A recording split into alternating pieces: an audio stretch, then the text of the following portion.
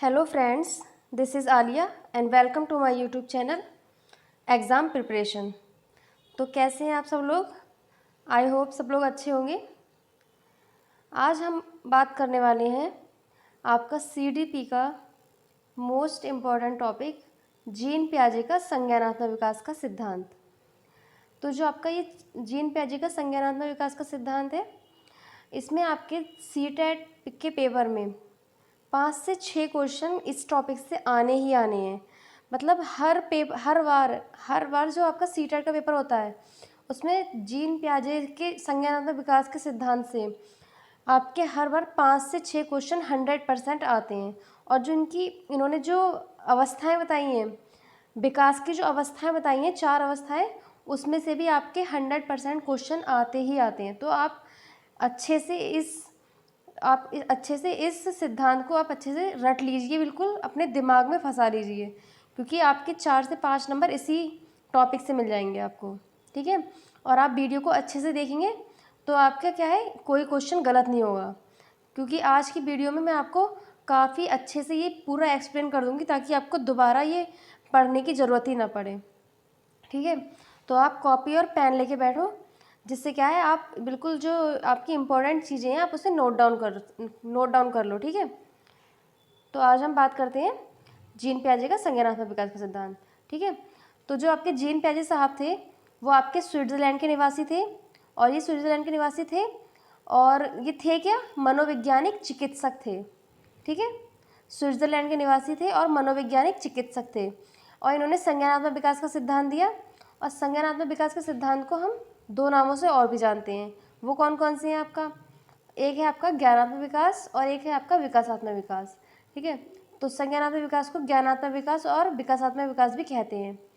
ठीक है, तो जो आपका विकासात्मक विकास था, इससे आपका एक क्वेश्चन आया है पहले जो आपका पेपर हुआ था कि विकासात्मक विकास का सिद्धांत किसने दिया था, तो ये आपका जीन पियाजे साहब ने दिया था। ठीक है, बच्चों को सिर्फ इतना ही पता था कि संज्ञानात्मक विकास का सिद्धांत दिया था। ठीक है, लेकिन ये आपको ये भी 2 नाम भी याद रखने हैं इसको, कि इसको ज्ञानात्मक विकास और विकासात्मक विकास भी कहते हैं। और इन्होंने प्रयोग किया था, अपने बच्चों पर प्रयोग किया था। प्रयोग किया किस पर किया था इन्होंने? अपने बच्चों पर, जिसकी वजह से इनकी काफ़ी आलोचना हुई थी कि मतलब इन्होंने अपने ही बच्चों पर एक्सपेरिमेंट कर दिया था। तो इन्हें काफ़ी बातों का सामना करना पड़ा था इस वजह से कि इन्होंने अपने ही बच्चों पर प्रयोग कर दिया था। अब इन्होंने अपने बच्चों पर क्या प्रयोग किया था? उन्होंने अपने बच्चों पर प्रयोग किया कि उनकी अवस्थाओं में हुए परिवर्तन को खोजा। उन्होंने देखा कि मतलब बच्चा जैसे जैसे बड़ा हो रहा है उसमें कौन कौन से परिवर्तन हो रहे हैं, कौन कौन से चेंजेस हो रहे हैं, उसके बिहेवियर में कौन कौन से चेंजेस आ रहे हैं। ठीक है, तो उन्होंने इस बारे में आपका पता लगाया इस एक्सपेरिमेंट से। तो इन्होंने क्या किया, अपने बच्चों पर प्रयोग किया और उनकी अवस्थाओं में हुए परिवर्तन को खोजा। और इन्होंने अवस्थाओं में हुए परिवर्तन को खोजा, इसलिए इसी वजह से इसे अवस्था का सिद्धांत भी कहते हैं। ठीक है, क्या कहते हैं इसे? अवस्था का सिद्धांत भी कहा जाता है। तो इसे संज्ञानात्मक विकास का सिद्धांत भी कहते हैं, ज्ञानात्मक विकास, विकासात्मक विकास और अवस्था का सिद्धांत भी कहा जाता है। इतनी बात समझ में आ गई आपको? देखिए, जो आपके जीन पियाजे साहब थे, इन्होंने बताया था कि जो अवस्था में हुए परिवर्तन, पहले क्या है, आपका बच्चे का विकास होगा, बच्चा जैसे जैसे बड़ा होगा उसके बाद उसमें समझ आएगी।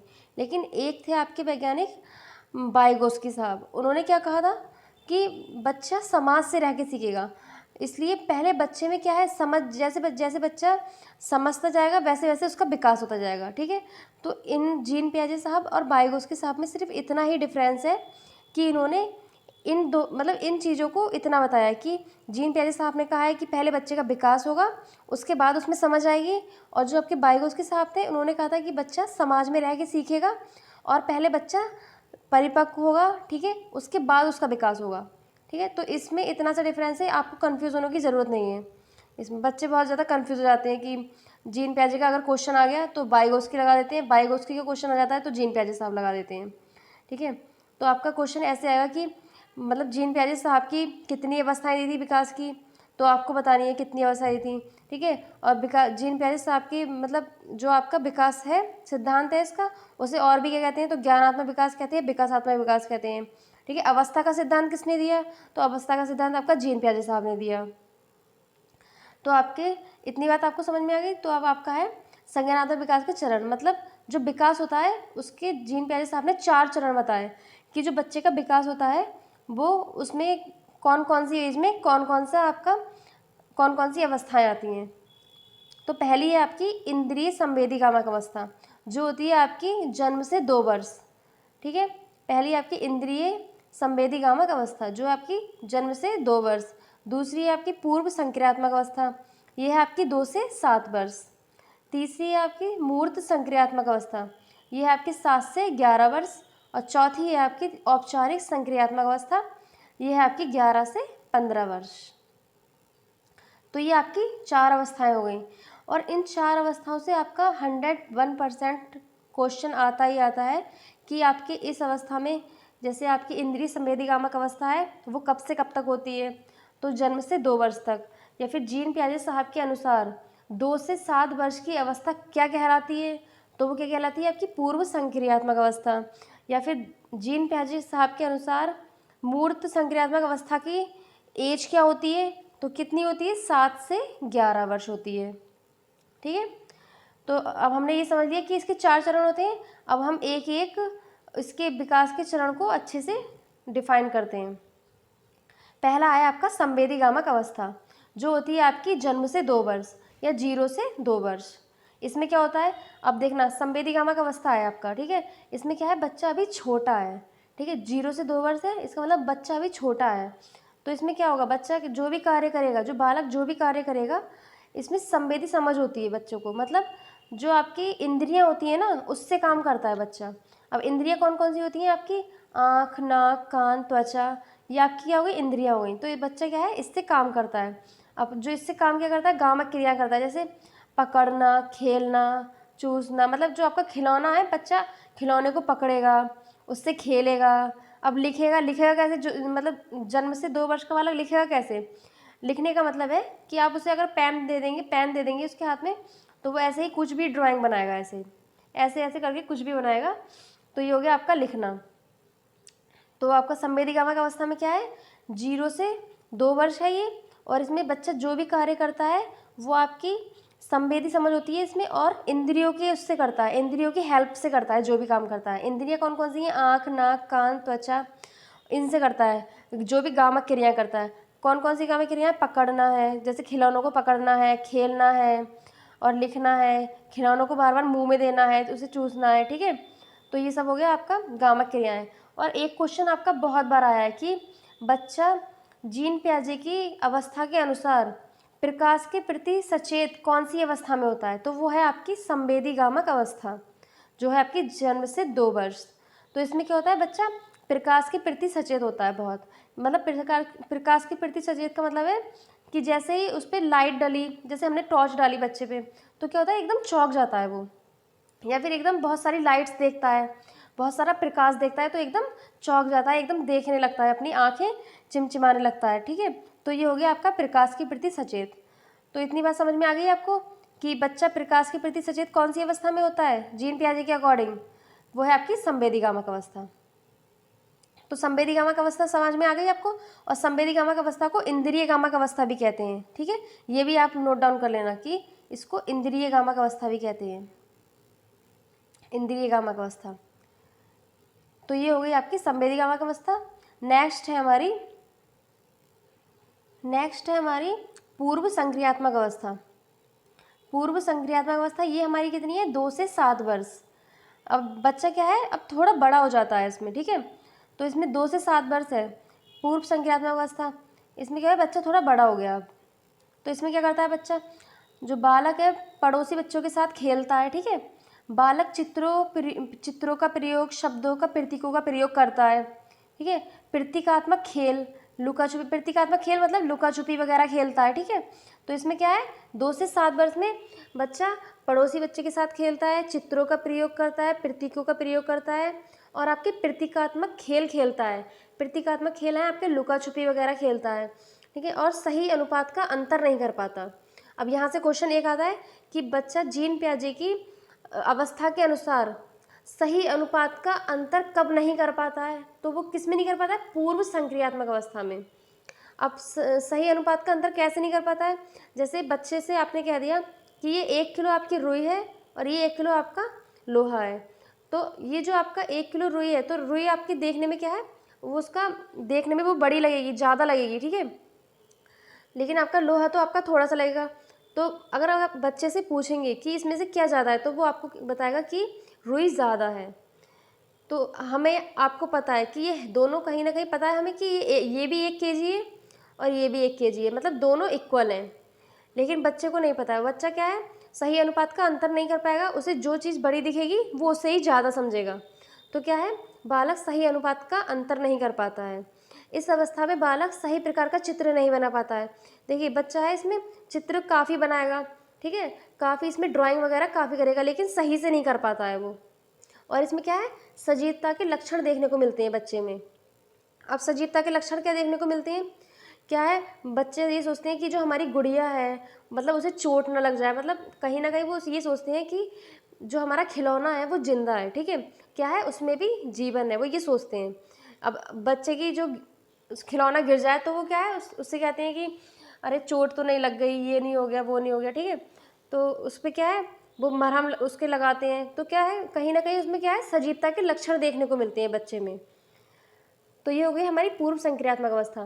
तो जीन पियाजे के अकॉर्डिंग क्या है, सजीवता के लक्षण कौन सी आपकी अवस्था में देखने को मिलते हैं, वो है आपकी पूर्व संक्रियात्मक अवस्था। पूर्व संक्रियात्मक अवस्था की एज कितनी है, तो वो है आपकी 2 से 7 वर्ष। नेक्स्ट है हमारी मूर्त संक्रियात्मक अवस्था, ये है हमारी 7 से 11 वर्ष, ठीक है। सबसे ज़्यादा क्वेश्चन आते हैं आपके मूर्त संक्रियात्मक अवस्था से, तो इससे आपके 7 से 11 वर्ष। ये है आपका तर्क पर आधारित रहता है चिंतन, मतलब जो आपका बच्चा होता है ना, अब बच्चा 7 से 11 वर्ष का है, तो क्या है, वो चिंतन करता है, और क्या है, तर्क के आधार पर करता है। जैसे तर्क का मतलब होता है कोई रीज़न है, उसके आधार पर चिंतन करेगा। और जो चिंतन होता है ना, वो मूर्त चिंतन होता है। मूर्त चिंतन का मतलब क्या होता है कि जो चीज़ हमारे सामने होती है, मतलब जो चीज़ बच्चे के सामने होती है, वो सिर्फ उसी के बारे में चिंतन कर पाता है। अब जो चीज़ उसके सामने नहीं है, वो उसके बारे में चिंतन नहीं कर पाएगा, क्योंकि ये आपकी मूर्त संक्रियात्मक अवस्था है। इसी वजह से इसे मूर्त संक्रियात्मक अवस्था कहते हैं, क्योंकि बच्चा जो है सिर्फ मूर्त चिंतन कर पाता है। इसमें मूर्त चिंतन का मतलब होता है कि जो चीज़ बच्चे के सामने है, सिर्फ वो उसी के बारे में सोच सकता है, और जो चीज़ उसके सामने नहीं है, वो उसके बारे में नहीं सोच पाएगा। तो इसमें से काफ़ी बच्चे ये वाला क्वेश्चन काफ़ी बार गलत करते हैं कि चिंतन कब स्टार्ट होता है बच्चे का। तो चिंतन तो होता है इसमें मूर्त संक्रियात्मक अवस्था में, लेकिन कैसा चिंतन होता है, वो आपका मूर्त चिंतन होता है, ठीक है। तो अगर आपका क्वेश्चन में आएगा कि मूर्त चिंतन किस अवस्था में होता है, तो वो मूर्त संक्रियात्मक अवस्था में होता है। और यदि आपका अमूर्त चिंतन आ गया, तो वो आपकी अगली वाली अवस्था में होगा, ठीक है। तो ये हो गया आपका तर्क पर आधारित चिंतन होता है। चिंतन का समावेश जो होता है वो मूर्त चिंतन होता है, मतलब बच्चे की जो सामने चीज़ है, बच्चा सिर्फ उसी के बारे में सोच पा रहा है, उसके अलावा उसके सामने जो चीज़ नहीं है वो उसके बारे में नहीं सोच पाता है, ठीक है। और सही अनुपात का अंतर, आकार, भार, क्रम आदि को समझने लगता है। अब देखिए जो बच्चा क्या है, पहले जो इससे अवस्था थी पूर्व संज्ञानात्मक अवस्था, इसमें क्या था, अवस्था में सही अनुपात नहीं कर पा रहा था, सही अनुपात का अंतर नहीं कर पा रहा था। लेकिन अब क्या है, बच्चे को पता चल गया है कि सही अनुपात का अंतर कर लेता है। अब बच्चे से आप पूछोगे कि ये 1 केजी रुई है और ये 1 केजी आपका लोहा है, तो क्या है, बच्चा उसमें आराम से अंतर कर लेगा और बता देगा कि ये दोनों बराबर हैं, ठीक है। तो अब क्या है, बच्चा मूर्त संज्ञानात्मक अवस्था में सही अनुपात का अंतर करने लगता है। और इसमें क्या है, गणितीय संगणना भी करने लगता है, मतलब गणितीय संगणना मूर्त संज्ञानात्मक अवस्था में उससे आ जाती हैं। जैसे वो जोड़ घटाव के क्वेश्चन हैं, जैसे 3 + 2 5 होते हैं आपके, ठीक है। तो वो ये सब इस अवस्था में आपका सीख जाता है। ये हो गई आपकी मूर्त संक्रियात्मक अवस्था। अब अगली है आपकी नेक्स्ट औपचारिक संक्रियात्मक अवस्था। ये आपकी होती है 11 से 15 वर्ष। अब 11 से 15 वर्ष होती है ये आपकी, तो इसका मतलब अब बच्चा काफ़ी बड़ा हो चुका है, तो क्या है, अमूर्त चिंतन करने लगता है। अमूर्त चिंतन का मतलब होता है कि अब जो बालक के सामने अगर कोई वस्तु नहीं भी है, तब भी वह उसके बारे में सोच पा रहा है, उसके बारे में चिंतन कर पा रहा है, ठीक है। और निर्णय, स्मरण, मनन आदि करने लगता है। अब क्या है, बालक अपना बच्चा जो है वो डिसीजन भी लेने लगता है, समस्या का समाधान भी करने लगता है, ठीक है, कार्य कारण अंतर को समझ पाता है, ठीक है। अब वो क्या है, जो कार्य का कारण है, उसमें अंतर है, वो सब क्या है वो समझ पाता है।